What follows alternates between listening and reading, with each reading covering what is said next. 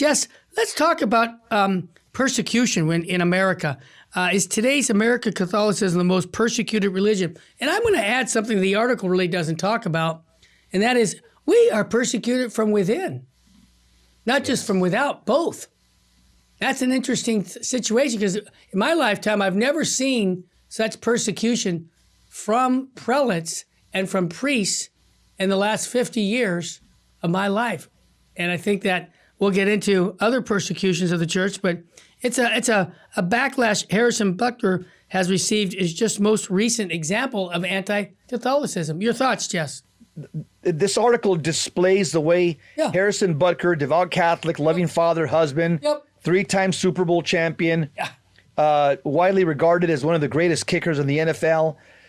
He's been viciously attacked as a woman hater. Yeah. Can you imagine? Yeah. So they're calling him a woman hater. The BBC, all the typical leftist outlets. But Dr. Paul Kanger wrote a commendable defense of Butker's entirely defensible and praiseworthy speech. Good man. Here at the American Spectator. Yep. And I want to briefly weigh in on a secondary debate that emerged in the wake of the backlash, sparked at least in part by this post from the American conservatives Bradley Devlin. So this is obviously and unambiguously correct, and there's a body of evidence well above and beyond the explicitly anti-Catholic fervor that met Butker in response to his speech. As Brad pointed out elsewhere, Catholics are without a doubt the single most frequent and substantial religious target of the American security state. Yeah, the deep state. Oh, yeah.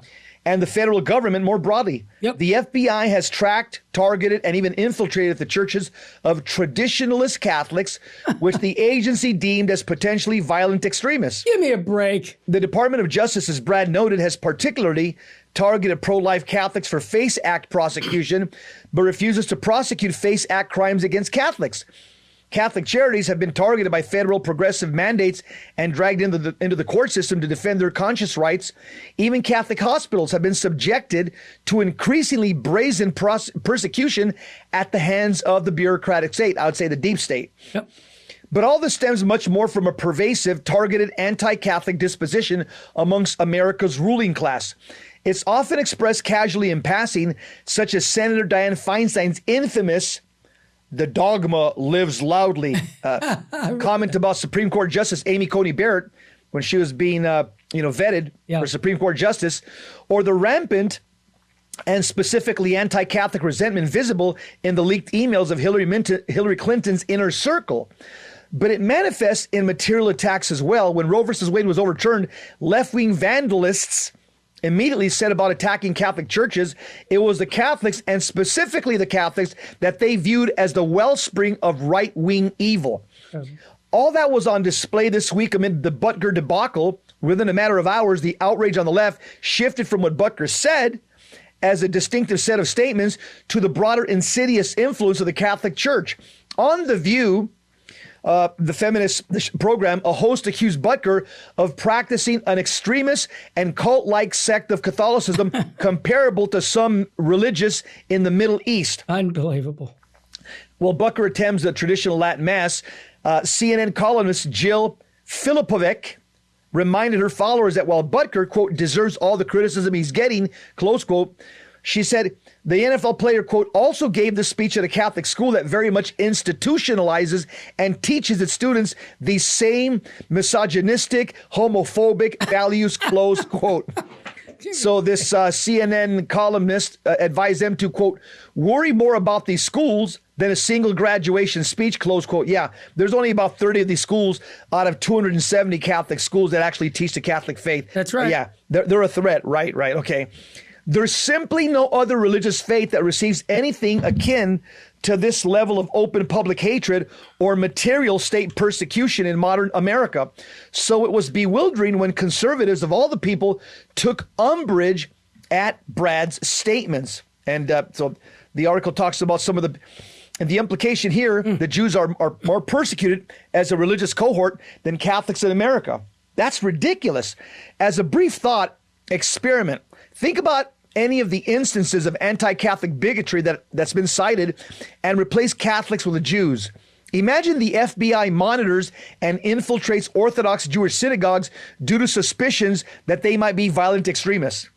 Or Jewish Supreme Court picks are explicitly interrogated about the nature and fervency of their religious faith. That will never happen. Nope. With both U.S. senators and their allies in the media raising concerns that said faith might be disqualifying, high-level political staffers describe Judaism as a Middle Ages dictatorship. The words Hillary Clinton allies used to describe Catholicism in their leaked emails. You think they'd ever say that about the Jews? No. Never. No. Everyone, not least Republicans, would be screaming bloody murder. It is remarkable to listen to conservatives and Republicans adopt the safetyism rhetoric that they spent the past decade mocking as it pertains to campus anti-Semitism. In response to the campus uprising, Republicans have scrambled to, among other things, pass brazenly unconstitutional speech curbing bills to fight anti-Semitism. Catholics, on the other hand, have never been afforded that sort of catered legislation, even in the wake of a spate of genuinely violent anti-Catholic attacks over the past few years. That, in and of itself, should tell you all you need to know, which is what? Anti-Catholicism is alive and well in America, especially under Joe Biden. Absolutely. This was a well-written document on this article, and the examples are very clear. If it's not Jewish, go ahead and put Mormon. Go ahead and put Islam. Go ahead and put whatever other religion, and it won't fit, only Catholicism. And so I think that we need to acknowledge that. And Jesse, I might add again, the election's coming up in 5 months, okay? A little over 5 months. You know, if you're a Catholic, vote with your Catholic faith. I mean, this guy, Joe Biden, who's is our president right now, he's a baptized Catholic, but it seems that he's doing everything in his power to attack the Catholic faith. And so why would you want to vote for someone like that? I think it's a sin of omission if you don't vote at all, okay? Because then you're voting for him. Yeah. So let's keep that in mind when we go to the ballots. Yes, I'm going to say that. Someone says, hey, you're going to lose your 501c3 status. So what? We need to now speak the truth and not worry about these things. The government comes after us, they come after us because you know what?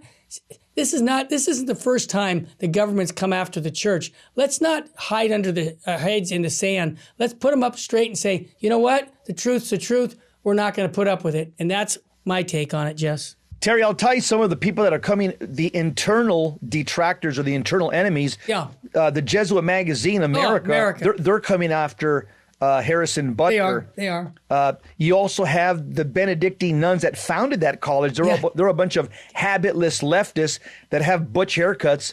They're also coming after Harrison. By the way, they have no new vocations. They're all dying. Of course, they're dying. Liberalism dies. Yeah, they're all in their 70s and 80s. Yep. But here's something interesting, Terry. People, the Republicans who are worried about anti-Semitism, let me tell you something. If you say anything about the Jews, that it could be factual, and somebody calls you an anti-Semite or writes an opinion piece and says you're an anti-Semite, guess what'll happen?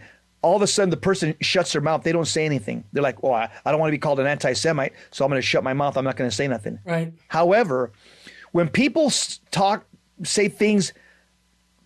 Evil things about the Catholic Church, and if you tell them to their face, or even tell Bill Maher, say, you know what, you're an anti-Catholic bigot, they laugh. You know why? Because they know that there's no repercussions. Right. They know the media is not going to get behind you saying, hey, Bill Maher made an anti-Catholic statement. No. But if you call somebody anti-Semitism, boy, oh boy, that shuts down the conversation and nobody says anything. Okay? The fact is, Terry, is that the Catholic faith is the most persecuted religion today. Why?